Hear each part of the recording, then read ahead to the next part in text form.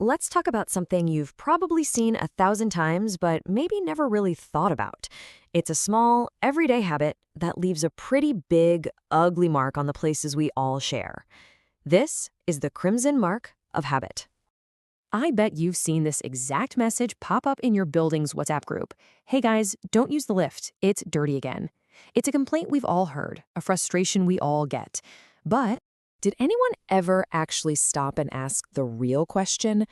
Who is the one making it dirty? That simple question is what our story is all about today. So let me introduce you to Amit. He's a young, ambitious sales executive living in Surat, just trying to make his way in the world. And this guy, he's meticulous. I mean, every morning, it's the same routine. His shirt is perfectly pressed, his shoes are shined to a mere finish, and his perfume, well, you can smell him coming. He's all about presenting that polished, professional image. But here's the thing. There was this one little habit he had, one that he honestly never even thought of as a problem. He chewed gutka. And his routine in the lift, it was totally automatic, pure muscle memory. Every single day, he'd push the button, step inside, give himself a quick once-over in the mirror, and then, almost without thinking, he'd spit in the corner. Just a reflex. No second thought, no looking for a tissue. He just left his mark and walked away, ready to tackle his day, completely disconnected from what he'd just done. But one evening, something happened that was about to change everything. His mother came to visit him from their village. It was her very first time seeing his brand new apartment. A huge, proud moment for him, So he tells her on the phone, "Ma, just take the lift up to the 7th floor." A few minutes pass, and his phone rings again. It's her. "Amit, I'm taking the stairs." Now, Amit's first reaction? He's a little confused, maybe even a bit annoyed. I mean, 7 floors is a long, hard climb. Why, he asks. He just can't figure out why she'd put herself through that. And what she said next, it just stopped him in his tracks. Her voice was kind of hesitant. She said, I found it difficult to stand in there. The wall, it was all red." And with those words, his world kind of shifted. Amit didn't say anything back. He couldn't. Much later that evening, after she was settled in, he had to go see it for himself. He went downstairs and opened the lift door. He stepped inside. The same faint smell, the same old stains he'd been ignoring for months. But this time was different.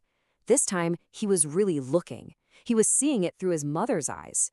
And there, in the corner, was a fresh crimson stain.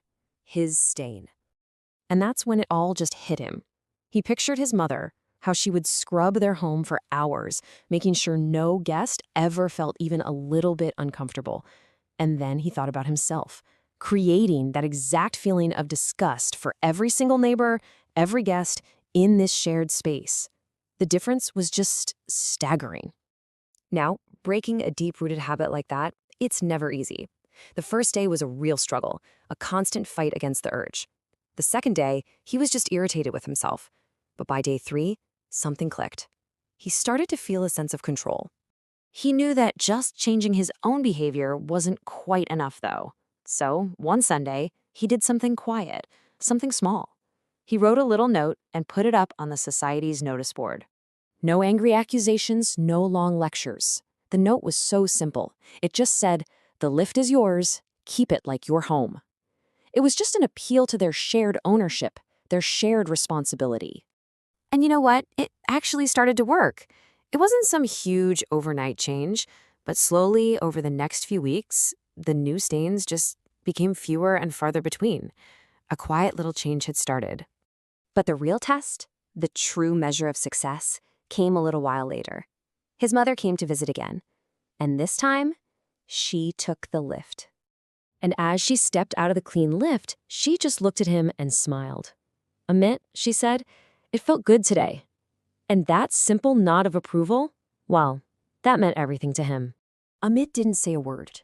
He just caught his own reflection in the clean mirror. And for the first time, he wasn't just checking his tie.